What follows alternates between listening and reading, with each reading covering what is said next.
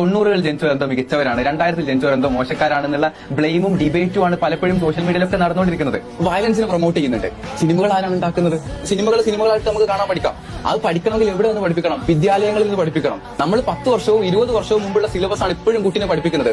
കേരളത്തിൽ എത്ര വിദ്യാഭ്യാസ സ്ഥാപനങ്ങളിൽ ഈ കുട്ടികൾക്ക് മെന്റൽ ഹെൽത്ത് സപ്പോർട്ട് കൊടുക്കാനുള്ള സിസ്റ്റം നിലവിലുണ്ട്?